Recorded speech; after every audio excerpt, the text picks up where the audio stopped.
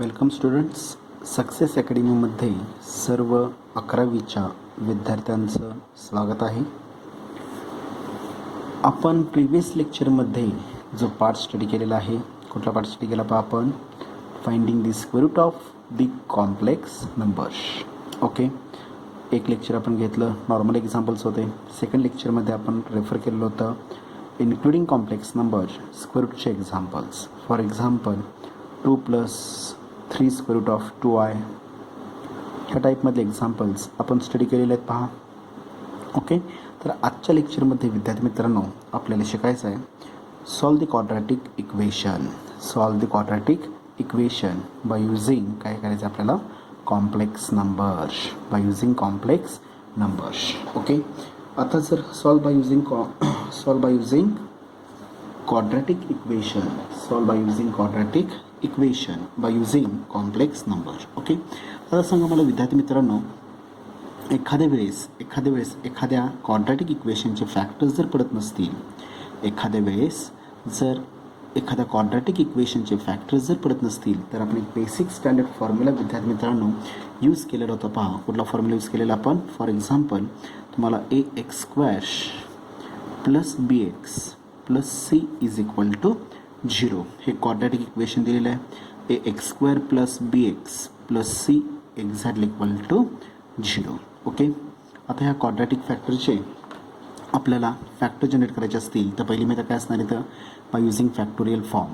Okay, आपण एसीचा product घेणार आहात. एसीचा प्रॉडक्ट जर प्लस आला तर एसीच्या असे 2 फॅक्टर्स मी जनरेट करणार. हे त्यांची ॲडिशन काय आलं पाहिजे इथं?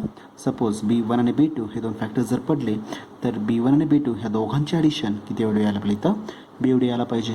बरोबर आहे का पहा? ओके, जर एसीचा प्रॉडक्ट जर निगेटिव्ह आला, तर एसीचे असे 2 फॅक्टर्स जनरेट करायचे की त्याची वजाबाकी इथं काय करतो आपण? ॲडिशन. कळालं का पहा? ओके, एसीचा प्रॉडक्ट जर पॉझिटिव्ह येत असेल तर आपण काय करतो? आपण ॲडिशन करणार आहात आणि ते ॲडिशन किती यायला पाहिजे इथं?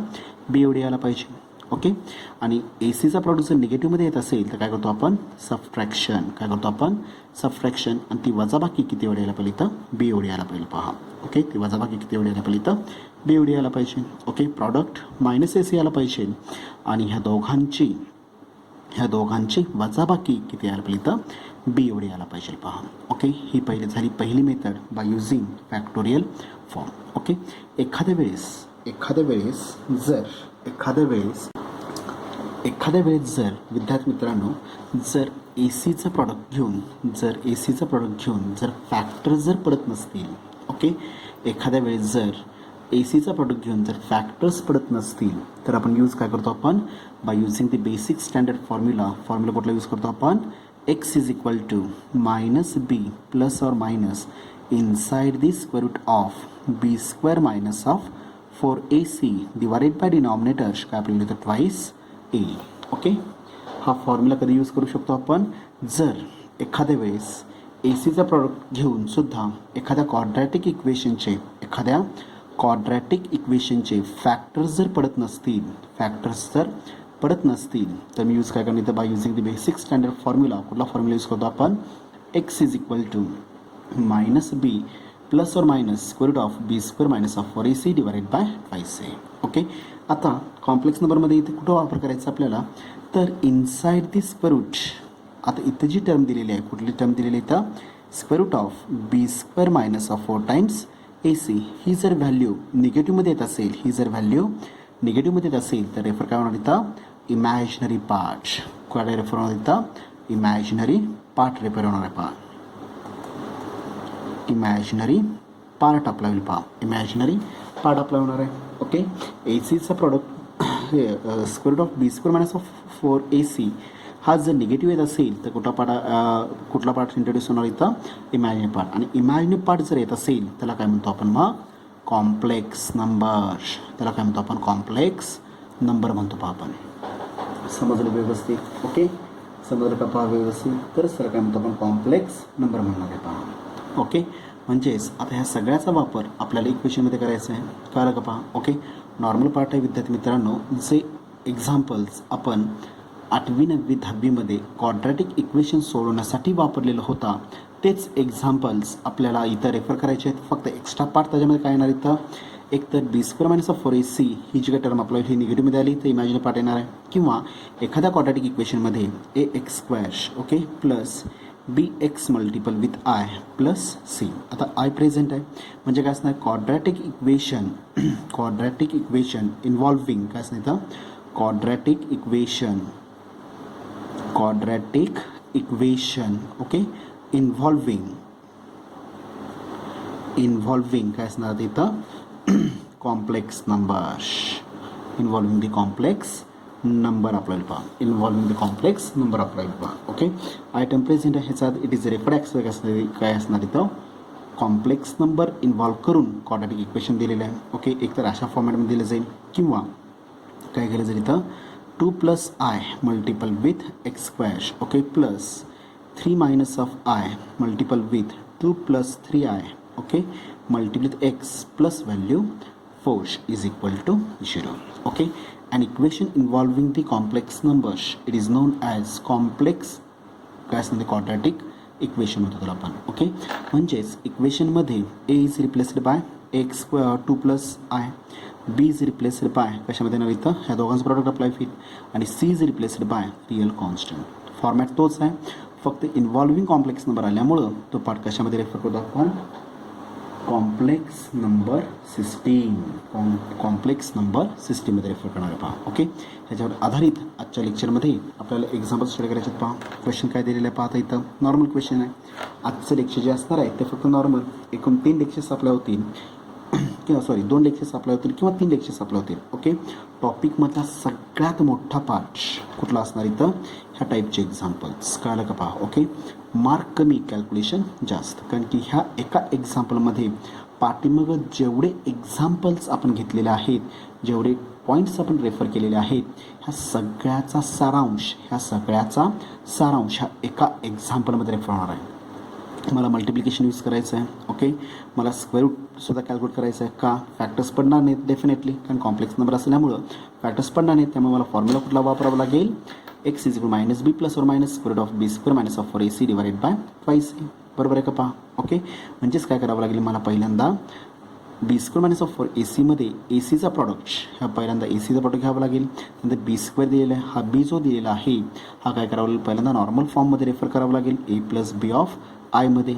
ओके मग त्याचा काय घ्यायचं आपल्याला स्क्वेअर, म्हणजे ॲडिशन झालं, सबट्रॅक्शन झालं, मल्टिप्लिकेशन झालं. ओके डिवायडेड बाय 2a परत काय असणार तर a इज रेफरॅक्सचं काय असणार इथं 2 + i, म्हणजेच मला परत कशाचा वापर करावा लागेल n/d numerator divided by denominator, म्हणजे काय असणार इथं division form.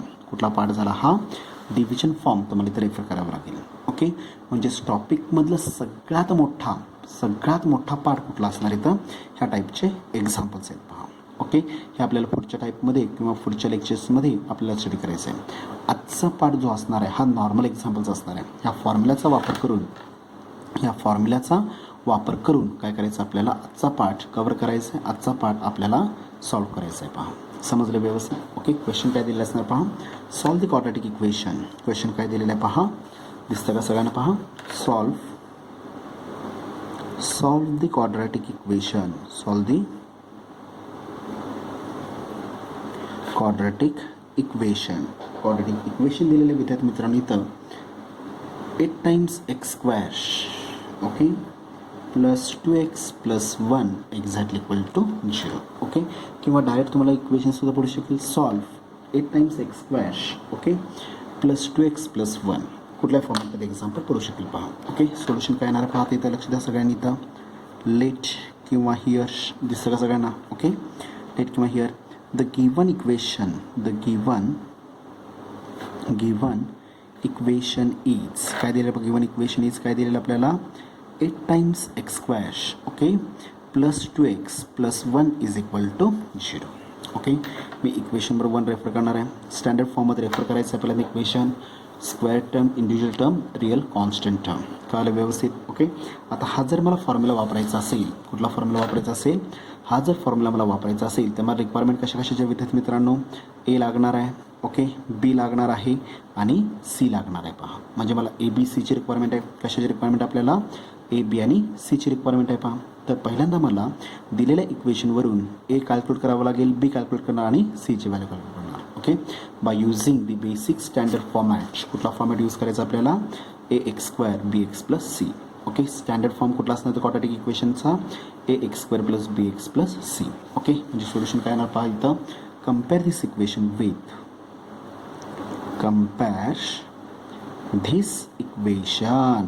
With he standard फॉर्मला कम्पेअर करणार आहे पहा विद्यार्थी मित्रांनो.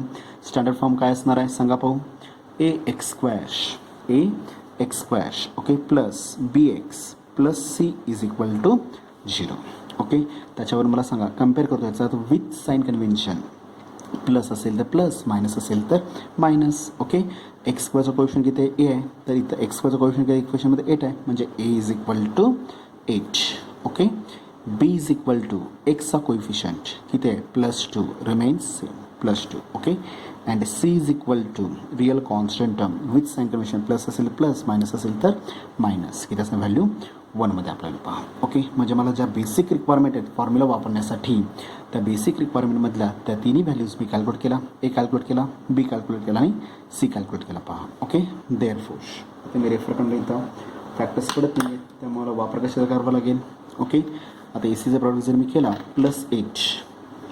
+8चे मला सांगा 2 प्रकारे फॅक्टर्स पॉसिबल आहेत का?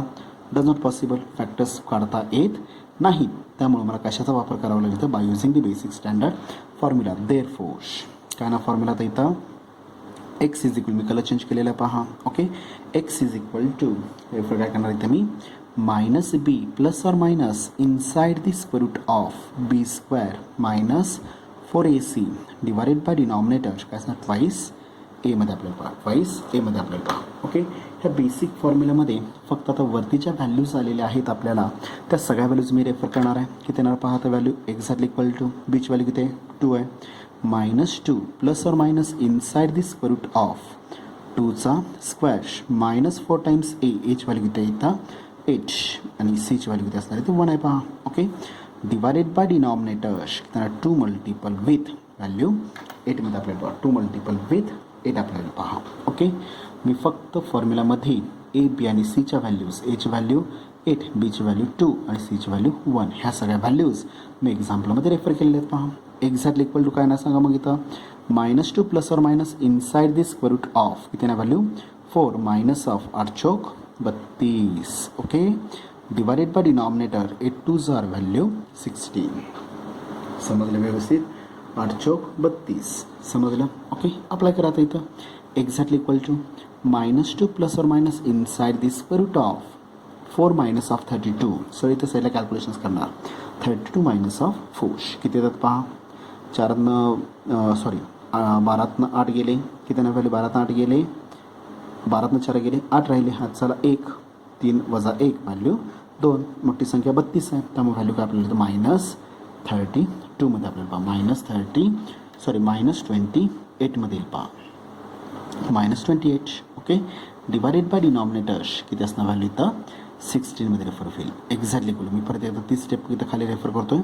-2 प्लस और minus inside the square root of -28 divided by denominator 16 मध्ये रेफर होईल पहा. डिवायडेड बाय डिनॉमिनेटर 16 मध्ये रेफर होईल. ओके. अप्लाय करणार. आता मला सांगा square root of negative term आहे त्यामुळे पहिल्यांदा ती पॉझिटिव्हमध्ये कन्वर्ट करून घेणार का? कारण की कुठल्याही निगेटिव्ह संख्येचं स्क्वेअर रूट जर मला काढायचं असेल तर ती संख्या ऑलवेज पॉझिटिव्ह लागणार आहे पहा. ओके. त्यामुळे काय करावं लागेल आता इथं मला लक्ष द्या व्यवस्थित. ओके. लक्ष द्या व्यवस्थित. काय करावं लागेल आपल्याला आता इथं मग लक्ष द्या काय करावं लागेल पहा. इथे लिहिलं इथं exactly equal to -2 okay plus और minus inside the square root of जो -28 आलेला होता तुम्ही रिप्लेस कशामध्ये करणार -1 multiple with 28. Okay. Divided bye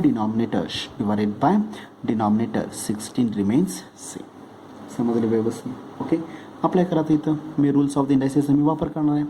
-2 plus और minus inside the square root of -1 multiple with square root of 28 divided by denominator किती असणार इथं 16. ओके. कुठला रिझल्ट वापरलेला आपण विद्यार्थी मित्रांनो इथं therefore square root of AB exactly equal to square root of A into square root of B मध्ये रेफर होईल पहा. ओके. अप्लाय करा इथं काय करणार पहा. Exactly equal to -2 plus or minus square of 1ची व्हॅल्यू किती असणार इथं आयमध्ये रेफर होईल पहा. Okay, multiple with inside the square root of 28 मी कंप्लीट स्क्वेअरमध्ये अरेंज करणार आहे. 4 7 जार value 28 divided by denominator 16. Okay, हा जो 28 दिसतो आपण तो कशामध्ये रिप्लेस केलेला आहे 4 7 जार. समजलं. ओके, परत मी तोच रिझल्ट वरती जो रिझल्ट वापरलेला आहे तोच रिझल्ट मी खाली वापरणार आहे परत एकदा. -2 plus or minus i multiple with square root of 4 multiple with square root of 7 divided by 16 remains same राहिलं पहा. ओके, एक्झॅक्टली इक्वल टू तोच रिझल्ट मी तर परत वापरलेला आहे. Square root of a b is equal to square root of a into square root of B.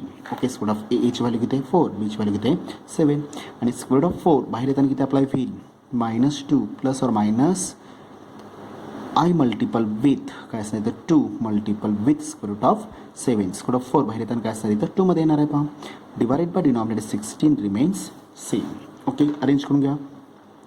-2 plus or minus काय ना value 2 square root of 7 multiple with i divided by denominator 16. Multiplication is also commutative आहे. Okay, आता मला सांगा विद्यार्थी मित्रांनो, न्यूमरेटरमधून common काय निघेलो इथं 2 आहे, इथं 2 आहे म्हणजे तो कॉमन काय निघू शकतो इथं 2 कॉमन निघेल पहा. शिल्लक काय राहणार पहिली टर्म तुम्ही बाहेर काढलेलं आहे शिल्लक राहिला -1 प्लस और मायनस शिल्लक राहिला square root of 7 multiple with i bracket complete divided by denominator किती असणार इथं 16. कळलं का पहा. ओके, चुकून सुद्धा बऱ्याच जणांची इथे चुकवतात. बे के बे 82 16 परत बे के बे बेचोक 8 अप्लाय करता येत नाही कारण की अल्जेब्रा कुठल्या फॉर्ममध्ये ॲडिशन सबट्रॅक्शनमध्ये अल्जेब्रा कुठल्या फॉर्ममध्ये ॲडिशन सबट्रॅक्शनमध्ये तो कन्वर्ट कशामध्ये करावा लागेल मल्टिपल डिव्हिजन फॉर्ममध्ये. ओके, आता काय आहे का पहा 2 मल्टिपलमध्ये आतली टर्म काही असू दे 2 मल्टिपलमध्ये असल्यामुळं काय करू शकतो मी ते भाग घालू शकतो. बे के बे 82 16 म्हणजे फायनल आन्सर काय अप्लाय होईल therefore x is equal to -1 plus और minus square root of 7 i divided by denominator 8मध्ये आपल्याला पहा डिवायडेड बाय डिनॉमिनेटर 8मध्ये इट इज दी काय असणार तर फायनल आन्सर आपल्याला पहा. समजलं व्यवस्थित. कळलं का पहा. ओके, म्हणजेच कशाचा वापर केला आपण by using the complex number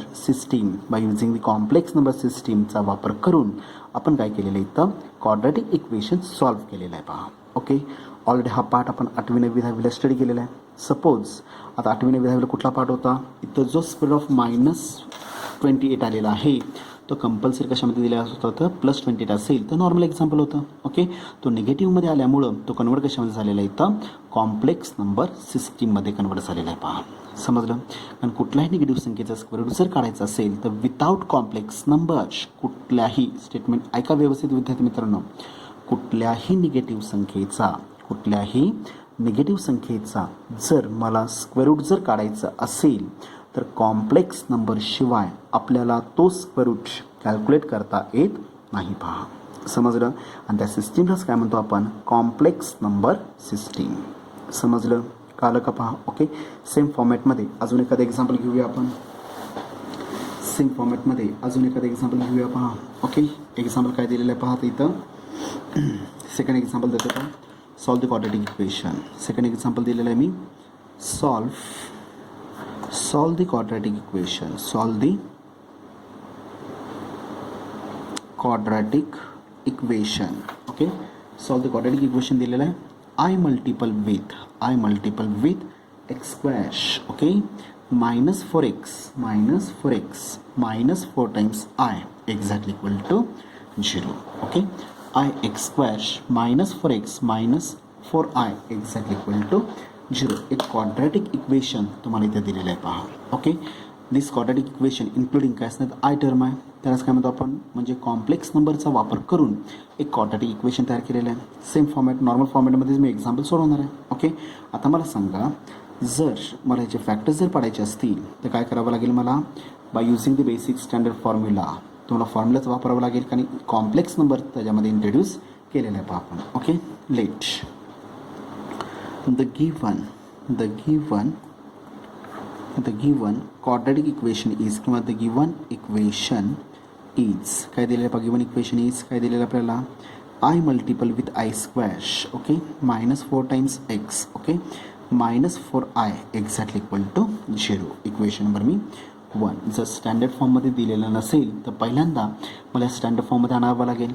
square term, individual term, real constant. Okay, square term, individual term, real constant. X आहे का? नाही आहे, त्यामुळे त्याला काय म्हणतो आपण? रिअल कॉन्स्टंट टर्म म्हणतो आपण. ओके, आता मला सांगा जो फॉर्म्युला आपण यूज केलेला आहे -b प्लस और मायनस, कुठला फॉर्म्युला यूज केलेला आपण? x is equal to -b plus और minus inside the square root of b square minus of 4ac divided by 5a. हा जो मला रिझल्ट वापरायचा आहे विद्यार्थी मित्रांनो, हा रिझल्ट वापरण्यासाठी मला रिक्वायरमेंट कशाची आहे? a ची रिक्वायरमेंट आहे, b ची रिक्वायरमेंट आहे आणि c ची रिक्वायरमेंट आहे. म्हणजे ह्या दिलेल्या इक्वेशनवरून मला पहिल्यांदा काय करावं लागेल? a, b आणि c ह्या तीन व्हॅल्यूज मला रिकॅल्क्युलेट करावं लागतील. त्यामुळे काय करावं लागेल?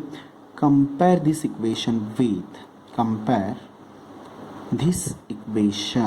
ओके विथ, मी स्टँडर्ड फॉर्मला कम्पेअर करणार आहे. स्टँडर्ड फॉर्म काय असणार इथं? मग ax² plus bx plus c is equal to 0. ax² plus bx plus c is equal to 0 असणार आहे पहा. Therefore a is equal to x² सहगुणक आहे, x² कोइफिशियंट किती असणार आहे? व्हॅल्यू i मध्ये रेफर होईल.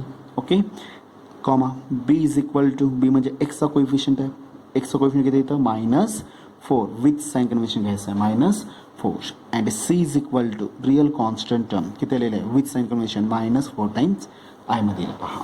समजलं? म्हणजे मला a मिळाला, b मिळाला आणि c मिळाला. Okay, by using the basic standard formula x is equal to काय दिलेलं आहे फॉर्म्युला? बोला, कलर पेनचा वापर करतो पहा. x is equal to, okay, factors पडतात का? नाही पडत. त्यामुळे x is equal to -b plus और minus inside the square root of b square minus of 4ac divided by denominator twice a मध्ये येईल पहा. ओके, मला a मिळालेला आहे, b मिळालेला आहे, c मिळालेलं आहे. ह्या तिन्ही व्हॅल्यूज काय करणार मी इथं एक्झाम्पलमध्ये फॉर्म्युल्यामध्ये डिसेप्रेट करायचे आहेत. Exactly equal what is the value of -b? हा फॉर्म्युलामधला मायनस आणि बीची व्हॅल्यू किती आहे इथं? -4. ओके, प्लस और minus inside the square root of b स्क्वेअरची व्हॅल्यू, बीची व्हॅल्यू किती आहे?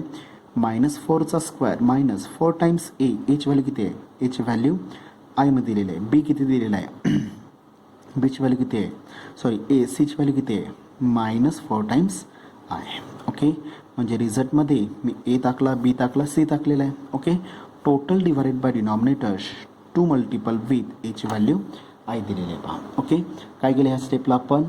ज्या a, b आणि c च्या ह्या ज्या तीन व्हॅल्यूज आपण कॅल्क्युलेट केलेल्या आहेत त्या तिन्ही व्हॅल्यूज ह्या बेसिक फॉर्म्युलामध्ये काय केलं आपण? रिसब्स्टिट्यूट केलेलं आहे पहा. ओके, अप्लाय करा. बोला, गुणाकारामध्ये मायनस गुणाकारामध्ये काय होतं? प्लसमध्ये येणार आहे, म्हणजे व्हॅल्यू 4. ओके, प्लस और minus inside the square root of, okay, गुणाकारामध्ये मायनस प्लस होतो, +4 प्लस और minus inside the square root of कुठल्याही निगेटिव्ह संख्येचा square. Okay, it is always positive असतो. -4चा स्क्वेअर व्हॅल्यू किती असणार इथं? मग 16. ओके, मायनस किती असणार व्हॅल्यू इथं? मायनस. ओके, मायनस गुणाकारामध्ये अगेन प्लस किती ना व्हॅल्यू इथं? i into i value 16. Okay, sorry, i into i value i square. 4 into 4 4 चौक 16, 16 multiple with i square divided by denominator twice i मध्ये पहा. Divided by denominator twice i मध्ये refill पहा. समजलं व्यवस्थित? कालं का पहा? काय केलं आपण? मायनस गुणाकारामध्ये +4 प्लस और मायनस कुठल्याही निगेटिव्ह संख्येचा वर्ग, कुठल्याही निगेटिव्ह संख्येचा square, it is always positive. 4चा स्क्वेअर व्हॅल्यू किती अप्लाय होईल? 16. ओके, गुणाकारामध्ये आतला मायनस, बाहेरचा मायनस काय येणार इथं? Plus. Okay, 4 4 value 16, i into i value किती अप्लाय होईल इथं? i square. समजलं व्यवस्थित? Okay, denominator 2i remains same राहणार आहे. ओके, अप्लाय करा. What is value of i square value किती येणार आहे पहा? Exactly equal to, okay, x is equal to therefore काय ना 4 प्लस और minus inside the square root of, okay, 16 plus 16. What is value of i स्क्वेअरची value किती आहे? -1 divided by denominator 2i remains same. हवा असे पुढे रेफर करू शकतो आपण. Therefore i square is equal value -1. Okay, apply करा आता. एक्झॅक्टली इक्वल टू 4 प्लस और minus inside the square root of, okay, 16 गुणाकारामध्ये प्लस मायनस काय होतं परत? -16 divided by denominator two times आयमध्ये आपल्याला पहा न्युमरेटेड काय असणार value inside squares plus 16 -16 get cancel. Addition सबट्रॅक्शनमध्ये एखादी टर्म जर कॅन्सल झाली तर व्हॅल्यू किती आपल्याला होईल इथं एक्झॅक्टली इक्वल टू 0 येणार आहे पहा. ओके, डिवायडेड बाय डिनॉमिनेटर काय ना टू टाइम्स आयमध्ये येईल पहा. ओके, अप्लाय करा. इनसाइड द स्क्वेअर ऑफ 0 लिहायची गरज आहे का 0 येणार आहे. आणि 4 + or -0 व्हॅल्यू किती अप्लाय होईल 4 divided by denominator two times आयमध्ये येईल पहा. समजलं 0 गेट अवॉइड. 4 + 0 काय आन्सर 4च येणार आहे. 4 - 0 आन्सर काय अप्लाय होईल 0 4च येणार आहे पहा. म्हणजेच काय झालं मग 4 डिवायडेड टू टाइम्स आय येणार आहे. ओके, बे के बे दोन्ही 4 वरच्या स्टेपला बे के बे दोन्ही 4 अप्लाय करता येत नाही कारण अल्जेब्रा अजून कशामध्ये ॲडिशन सबट्रॅक्शनमध्ये. ओके, अल्जेब्रा कशामध्ये कन्वर्ट करावं लागेल मल्टिपल डिव्हिजन फॉर्ममध्ये कन्वर्ट करून मगच मी काय करू शकतो एकमेकांना भाग घालवू शकतो. म्हणजे शिल्लक काय राहिलं विद्यार्थी मित्रांनो इथं मग x = 2 divided by I. Okay, x = 2 divided by I. आता मला सांगा विद्यार्थी मित्रांनो आपल्याला कुठल्या फॉर्ममध्ये एक्झाम्पल पाहिजे आहे a + b ऑफ आयमध्ये पाहिजे आहे पहा. बरोबर आहे का पहा. ओके, आहे का a + b ऑफ आयमध्ये नाही आहे. डिव्हिजन फॉर्ममध्ये आय आलेला आहे. जर तुम्हाला न्युमरेटला शिफ्ट करायचं असेल तर काय करावं लागेल मला i² व्हॅल्यू किती आहे मगाशीच रेफर केलेलं आपण i² व्हॅल्यू किती आहे इथं -1 आहे. बरोबर आहे का पहा. म्हणजेच मला i² जर मला तयार करायचं असेल आय आपल्याकडे ऑलरेडी प्रेझेंट आहे. रिक्वायरमेंट कशाची असणार मग इथं आयची रिक्वायरमेंट आय घेतला आय दिला पहा. ओके, म्हणजेच काय झालं पहा therefore x = 2 × I value 2 times I divided by denominator I × I value काय असणार इथं i². समजलं. आता मगाशी सांगितलं i² व्हॅल्यू किती आहे -1. Therefore x = 2 times I divided by denominator -1. Therefore i² value किती असणार -1 मध्ये आहे पहा. ओके, जर एखादी टर्म डिव्हिजन फॉर्ममध्ये निगेटिव्ह असेल तर मी न्युमरेटरसुद्धा निगेटिव्हमध्ये असणार आहे पहा. म्हणजेच काय आपल्याला final answer x = -2 times I. Final answer x = -2 times आयमध्ये रेफर होईल पहा. समजलं. सगळ्यात महत्त्वाची स्टेप कुठली असणार इथं मग ही स्टेप आपल्याला पहा डिव्हिजन फॉर्ममध्ये आय आपल्याला घेऊन चालत नाही कारण मला a + b ऑफ आयमध्ये टर्म रिप्लेस करायची असेल तर हा आय जो डिनॉमिनेटरमधला आय जो होता तो रिप्लेस कशामध्ये करावा लागेल नॉर्मल पार्टमध्ये आय × आय व्हॅल्यू काय असणार तर i² येणार आहे पहा. आता डिव्हिजन फॉर्ममध्ये जर आय घेतलेला असेल तर मला तो कुठं द्यावा लागेल न्युमरेटरला द्यावा लागेल. ओके, एक्झाम्पलमध्ये काय चेंज होईल का आय गेट कॅन्सल व्हॅल्यू शिल्लक राहिली 2/. त्यामुळे मॅथमॅटिक्समध्ये ज्यावेळेस तुम्ही रिॲडजस्टमेंट कराल त्यावेळेस एकच गोष्ट विद्यार्थी मित्रांनो कुठली लक्षात ठेवायची आपल्याला बेसिक एक्झाम्पलमध्ये कुठल्याही प्रकारचे चेंजेस होता कामा नाहीत. बरोबर आहे का पहा. Okay, numerator equal factor get cancel value काय आपल्याला 2 divided by I remains same राहतो पहा. म्हणजे घेतलेली रिॲडजस्टमेंट आय घेतला आय दिला जी घेतलेली रिॲडजस्टमेंट आपल्याला होईल ती काय असणार इथं मॅथमॅटिकली काय आपल्याला इथं करेक्ट आपल्याला होईल पहा. समजलं व्यवस्थित कळलं का पहा. ओके, म्हणजेच काय झालं i² व्हॅल्यू किती असणार आहे -1 घेतला आणि एक जर डिनॉमिनेटर किंवा न्युमरेटर एखादी जर निगेटिव्ह असेल कुठल्याही संख्येला जर मी 1 डिवाइड केलं किंवा मल्टिप्लाय केलं कुठल्याही संख्येला जर मी 1 मल्टिप्लाय केलं किंवा डिवाइड केलं तर कुठली व्हॅल्यू राहणार आहे तीच व्हॅल्यू रिपीट होणार आहे किंवा तीच व्हॅल्यू राहणार आहे पहा. म्हणजेच काय झाली तर 2 टाइम्स आय आणि हा minus remains same. This is the final step final answer आपला पहा. समजलं व्यवस्थित काय शंका आहे का. ओके, सेम फॉर्मॅटमध्ये काही एक्झाम्पल्स मी तुम्हाला होमवर्कला देणार आहे पहा विद्यार्थी मित्रांनो. ओके, ते ग्रुपवर मी शेअर करतो आहे. प्रत्येक विद्यार्थ्यांनी दिलेला होमवर्क फेअर नोटबुकमध्ये सोडवून त्याचे सोल्युशन्स पालकांच्या सिग्नेचर सहित ग्रुपवर शेअर करायला विसरायचं नाही आहे पहा. ओके, धन्यवाद.